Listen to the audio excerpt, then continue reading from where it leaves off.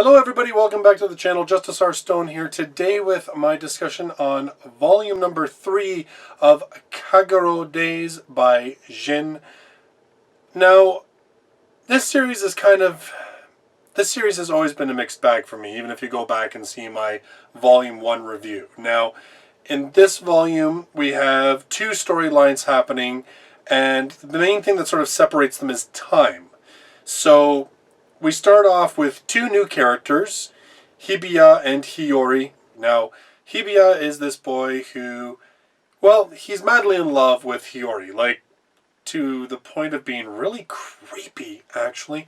And Hiyori is this cold, nasty bitch, and for whatever reason is the ultimate desire of most of the boys in their country school. Now, Hibiya and Hiyori end up going to the city through a myriad of sort of things, and it sort of follows their journey and what happens in the city to them. The other storyline, we have the Mekakushidan, all of our other characters from books 1 and 2, and I don't know how to explain this second storyline without spoiling it, but let's just say that the storyline that involves them is actually taking place, like, even though both storylines are being told like in alternating chapters, the storyline with the Mekakushidan is actually taking place several hours, if not days, later than the storyline involving Hibiya and Hiyori. And the main thing that we get in this volume is we start to find out a little bit about the circumstances that occurred when each of the Mekakushidan get their powers. Like, what was the event that seemed to awaken these abilities in them? And I would also say that we're given a little bit of this idea that perhaps there is sort of something behind the scenes that is manipulating things. And I don't want to get into specifics, but I get that impression. There's certain things that happen in the book that you're sort of like, there seems to be someone pulling the strings in the background of all this. Now, the problem with Kagerou Daze is that there's really not a overly likable character, I find, in the entire series. I mean, they're serviceable enough, they're okay, but there isn't really a character that I latch onto and I say, I love this character. And first of all, there's so many of them, and every single book seems to add more people into the mix that it's hard to feel attached to one particular character.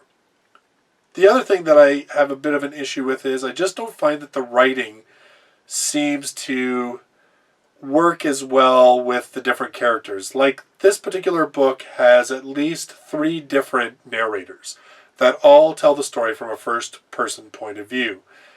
And I don't think that that first-person voice is so strong and different between each of them that it's immediately clear and that it gives you an immediate sense of the character and who they are.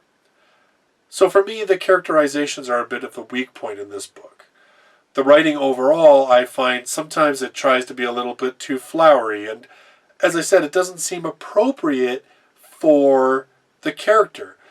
For instance, Hibiya, when he meets Momo, he calls her Gran and Cow, and he's like this rude, terse little dick.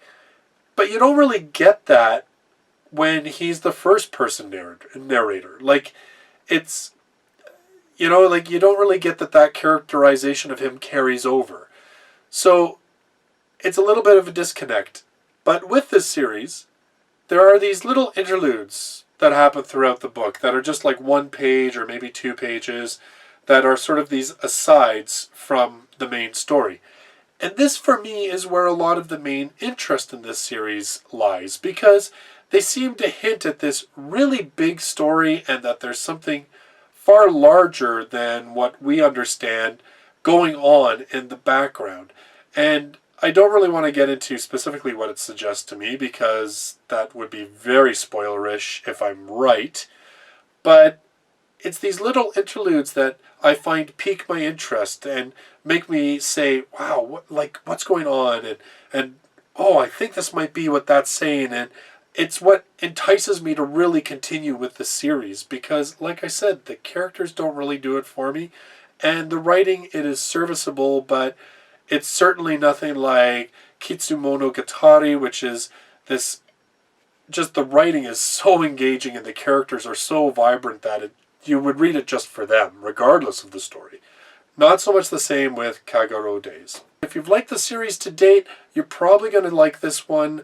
The one thing that I will say about this volume, in volume number 2, I found the main story that took up the first 2/3 of the book were far more interesting and engaging than the last third of the book.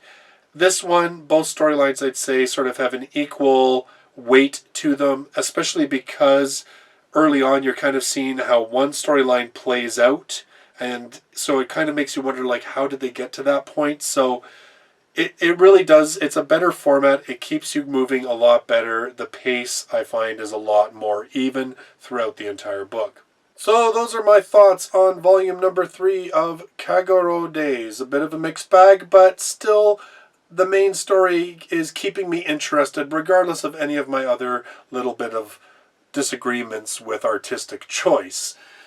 So if you liked the video, click that like button. It's always great to see you guys enjoy this stuff. Click on subscribe if you haven't already so you can follow all of my future light novel reviews, including reviews of future volumes of Kagerou Daze. I will be back here on Wednesday with my manga discussion of volume number 5 of Pandora Hearts, and then next Saturday I am kind of excited because I've had this book on order since like October when it was originally supposed to be released, and that is The Irregular at Magic High School. So I'm going to be reviewing this next Saturday. I'm kind of breaking my own rules. I usually don't get into a new month's books until I've finished the previous month's, but, well, like I said, I've been waiting a long time for this one, so I want to check it out. So I hope you'll be here with me for that video next Saturday. Until then, bye-bye for now.